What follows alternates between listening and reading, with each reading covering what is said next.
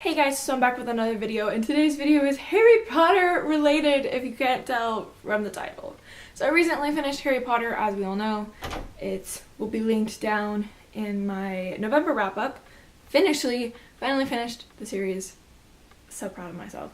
Anyways, so today I'm going to be talking about some questions I have been left with after Harry Potter, not just necessarily from the characters, but also just from the magical world. And I don't know, I just thought it'd be interesting because I wanted to see if any of you guys had the same questions left over, or if maybe you have the answers that I am seeking. So yeah, let's go ahead and jump into this. Do young witches and wizards not get any kind of schooling before the age of 11?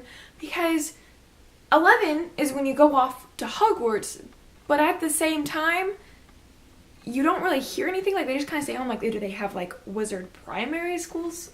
Or elementary schools? Or is a daycare, or does basically just a parent stay home and have to watch a kid till they're 11? Because oh my god, if that were a thing, my mom would have gone crazy. Because my sister and I were awful. My next question is, why did Dumbledore never give Sirius a second chance after the death of Elaine James? He didn't even try to stand up to the courts and be I know this man, I know he wouldn't do it. Because you would think Dumbledore would know Sirius really well from having worked with him in the Order and, so closely. But he didn't even try to do that. But, he did that for Snape, and then he was oh, let's give Snape a job in the school on top of that. But I'm just why didn't you do the same thing for Sirius? Do you honestly think that he would have betrayed his best friend and basically the two people he saw as family, since he was disowned from his own family because he didn't have the same views as they did, and he wasn't even in the sacred house that they all had been in?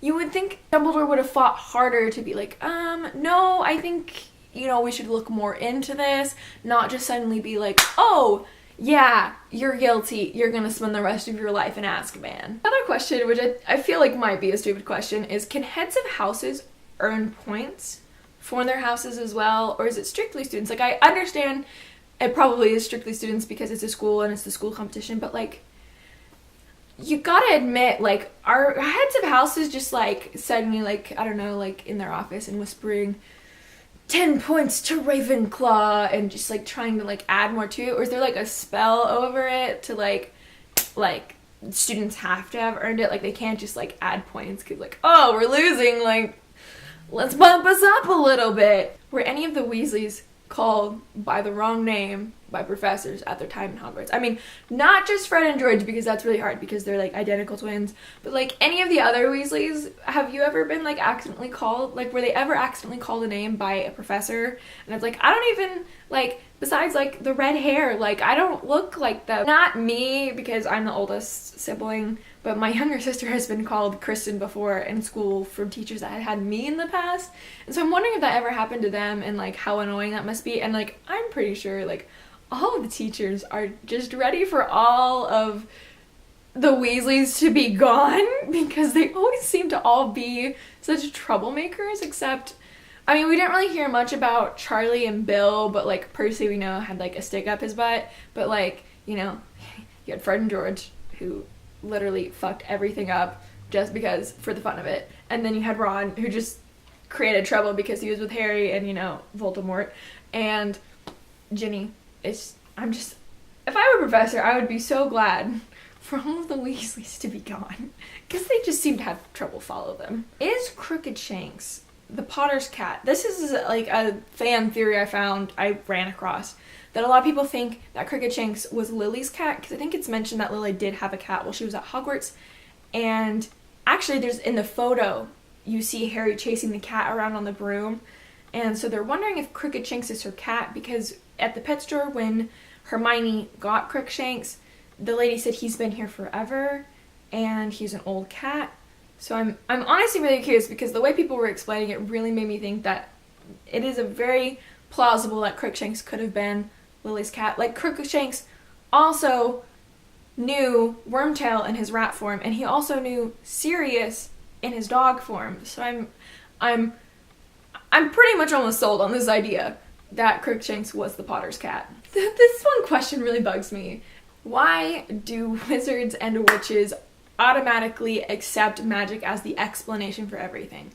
Like, what about like science and all that stuff? Because like really we don't see much into that side of like taking like muggle science and exploration and all that stuff and transitioning it into the wizard world and like trying to understand, except for that one guy in, I forget what movie it is, I want to say, I think it's Prisoner of Azkaban, the science wizard people call him, and he's like sitting in the back and he's reading like quantum physics book or whatever, and he's doing wandless magic, making his spoon stir his coffee or whatever. Why don't more people incorporate that type of stuff within magic? Like, I think you would have possibly a better understanding of magic and how to use it had you taken into some of the information that, you know, other people outside of the magic community have done. What is with all the pumpkin stuff? Like, we've got pumpkin pasties and pumpkin juice and like literally everything is pumpkin, and I get it, like the books start like in fall, like I get it, it's fall, but like I don't know if it's just because like I'm an American and like, you know, we don't have that stuff. Like pumpkin, I didn't even know pumpkin juice was a thing. Like, the only pumpkin I eat is like pumpkin pie, and that's it. Like, I don't eat anything else as pumpkin, and I don't understand the obsession with the pumpkin, because literally I feel like I've read so many lines with pumpkin in it and I'm like, why? Like, what is the obsession with pumpkin? So this question has kind of bugged me. In Prisoner of Azkaban, Hermione has a time turner and she uses it to go back and save Buckbeak and to release Sirius. And my biggest question is, I know there's a very, very strict ruling on the time turners, and you have to do all the special paperwork to get one, and you have to be very, very careful. But like, why did nobody think to like take a time turner and go stop Voldemort before, you know, he like took power and was like killing a bunch of people? Like, did nobody like think like plausibly, hey, let's try this and like stop it before it actually becomes a thing? Because, I mean, this all could have easily been avoided. Like, you know, James and Lily wouldn't be dead. All my other favorite characters wouldn't be dead. Like, we wouldn't have had all to go through all this heartbreak. But then again, like, Harry Potter wouldn't be a thing, but like still, like, I'm just like, can't give me this and then leave me a plot hole. Like, you can't tell me nobody tried to steal a time turner and go back and stop him, because I'm pretty sure people did. And my final question is, do parents go to the Quidditch games at Hogwarts? Because as somebody who has played sports for portions of my life, not for very long, I must say, but my parents super like always wanted to go to like all my games and all my competitions and like all that stuff. And since Quidditch is technically the sport, like, I know it's a boarding school, but like, are parents allowed to come and like watch the games and stuff and like cheer you on? Because like, I feel like it's never talked about, and the only time it is talked about is when they do the Triwizard Tournament because the Weasleys are there. And so I'm just honestly wondering, because I feel like that would definitely be a thing. Like, parents would want to go out and like see their children, you know. So that is it for all the questions that I was left with after Harry Potter. If you have any answers to the questions, please let me know down below. If you have any other questions you want to add, please let me know down below as well. And that's going to be it for this video. Don't forget to like and subscribe if you want to see more videos from me. And all my social media links are down below if you want to friend me or follow me or whatever. It's totally cool with me. Until then, I will see you guys in my next video. Goodbye!